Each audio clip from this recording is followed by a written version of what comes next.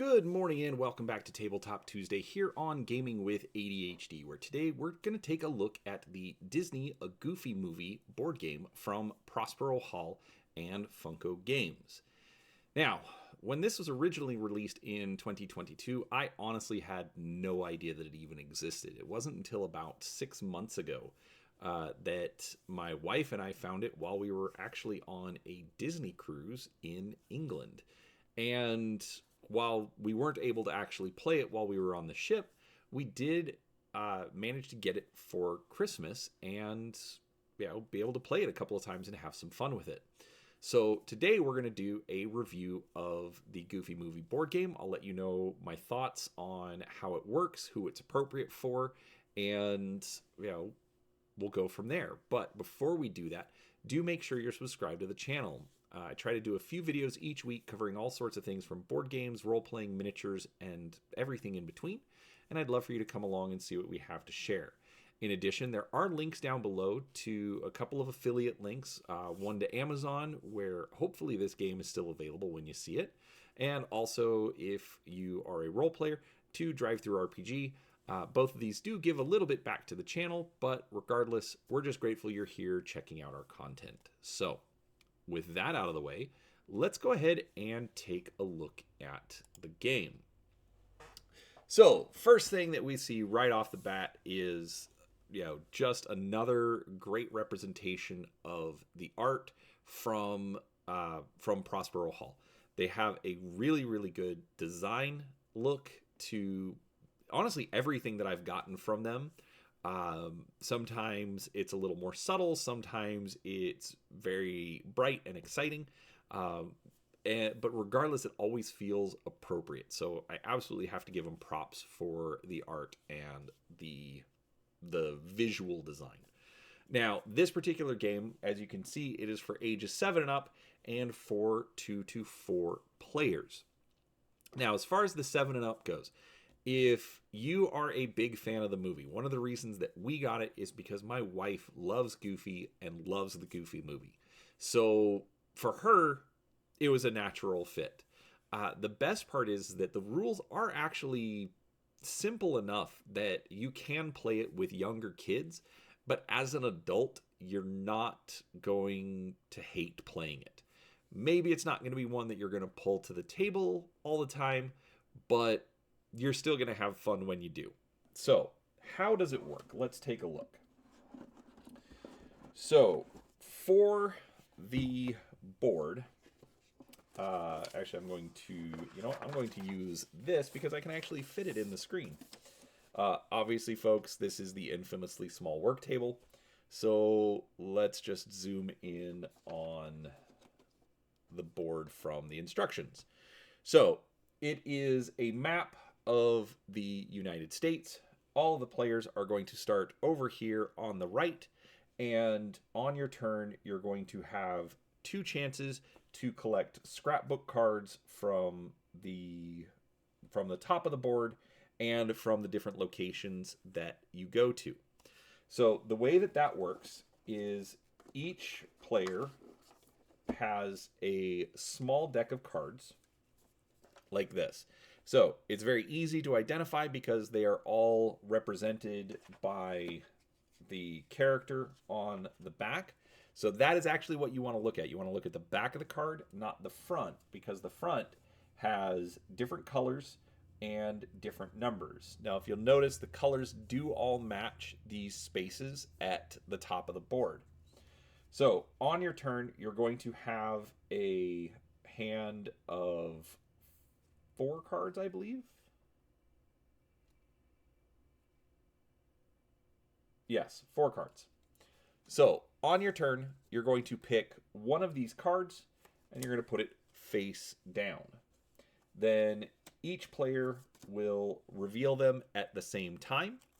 And for the first phase, the person with the highest number is going to get to take the scrapbook card first, the highest number of the particular color. So if Max and Roxanne had different colors available, then obviously it wouldn't be a problem. But in this particular example, since Max and Roxanne both put down the blue card, Max would get to take it first the the available scrapbook slots.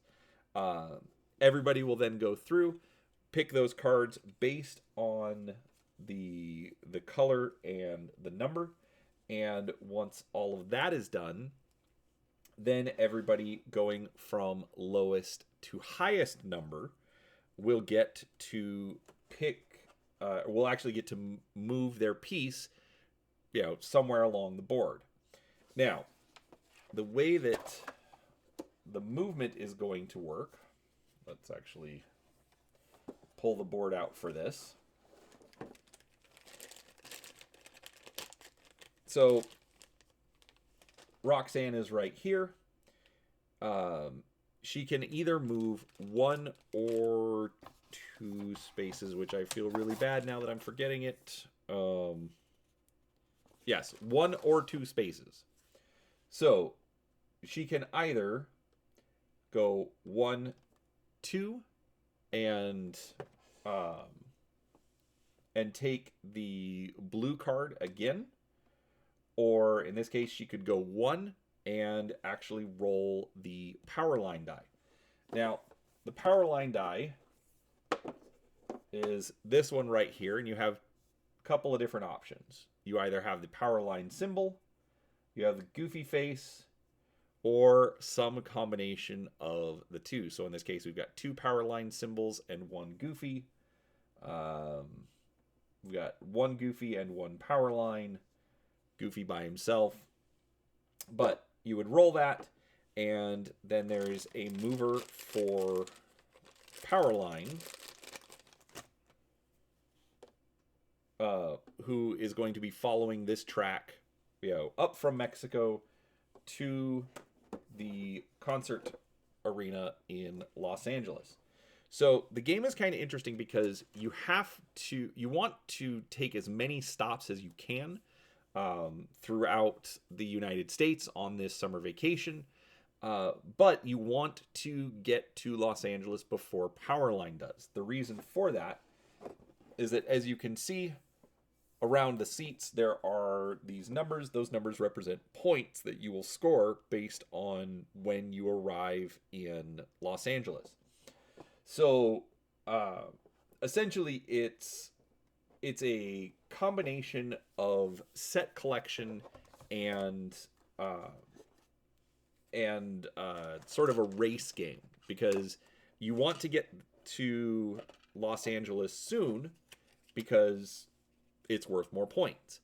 But if you go too quickly, then you lose the option to collect sets of cards. Now, the cards are in this Goof family scrapbook. So there are good memories. Basically, you're taking pictures. And the way this works is whoever has the most cameras at the end of the game is going to get 2 points each. Otherwise, everybody gets 1 each. We've got the road trip cards. For every 3 that you have, you earn 6 points. The pit stop, whoever has the most microphones gets 5 points. The second most gets 3. We have almost there. It's the cactus. Whoever has the most, or each cactus is worth 1.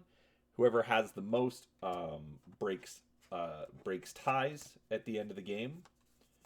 And then we've got the perfect cast. Now, if you've seen the movie, the premise is that Goofy wants to take Max fishing. So obviously there's a lot of fishing references throughout the movie, and for this case, for every 2 perfect cast cards you have, you're going to score 3 points.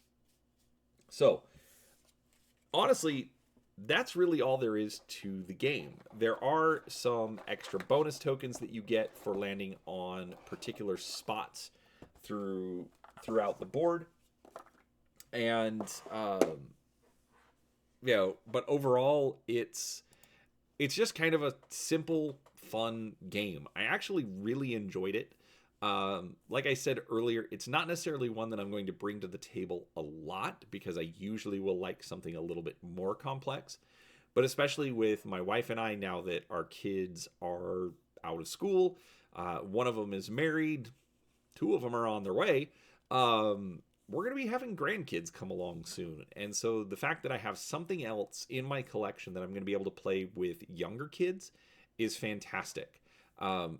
Mostly because I'm not going to be bored when playing the game with them. So if you can find it, I absolutely recommend check out the Goofy Movie board game. But otherwise, what do you think? Have you played this game before?